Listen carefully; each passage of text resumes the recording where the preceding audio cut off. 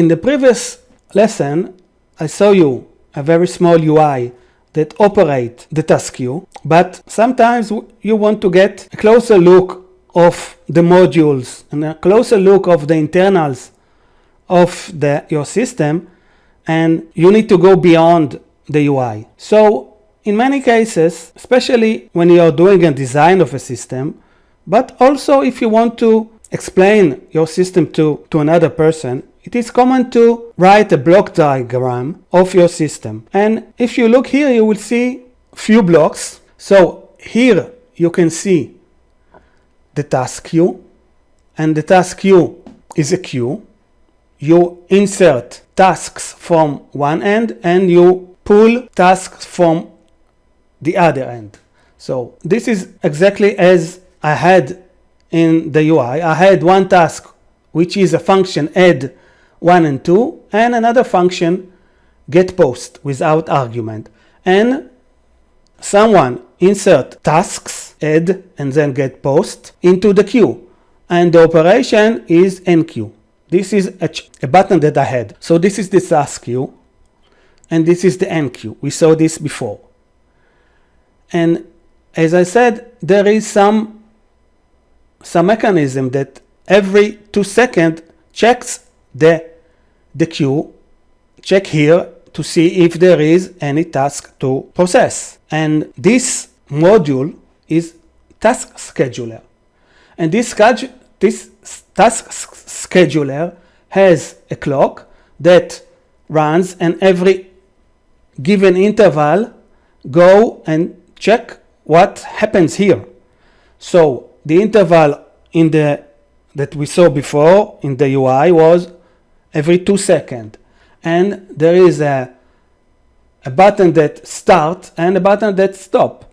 If the scheduler does not start, then you can put a lot of tasks here, but no one checks on the top of the queue, and no one processed it. We saw it. So this is the second module, which is called task scheduler, and it has start, stop, and an interval. But okay, we have the task scheduler, and he is running every interval, and there is the task queue, and there are the tasks, but someone need to go to the queue, to the top of the queue, to see if there is a task to perform, and to perform it, to process it. And another word for processing is to dispatch. So this is the third module, which is called task dispatcher. And as you see here, he's taking task out of the queue and processed it, meaning here it has add 1 and 2. Here it go to JSON placeholder and get all the post. And the result is computed. So this is the third module. And this is the module that we do not see, but I want to show you where this module is working. So let's get back to here. Let's clean it. Is scheduler running? True, so let's stop it. Is scheduler running? This is false. And let's see the queue length, which is 0. And now I will enqueue this, and enqueue this, and enqueue this. So now the queue has add, get post, and add. So if I will look here, you will see this is 3. And the scheduler is not running. And now I will close the browser. And I will open it again.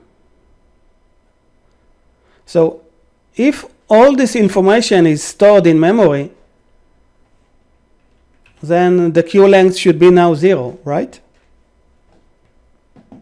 Okay, but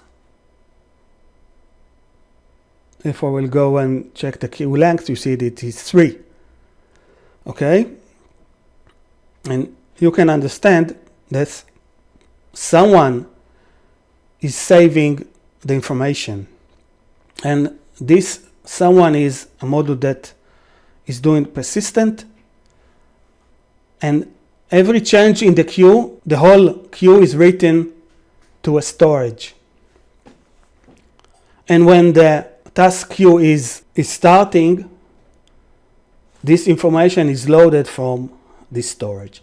So this is the first module, and it has two operations, load and save. So here we have start and stop, here we have dispatch, here we have enqueue and dequeue, and here we have save and load.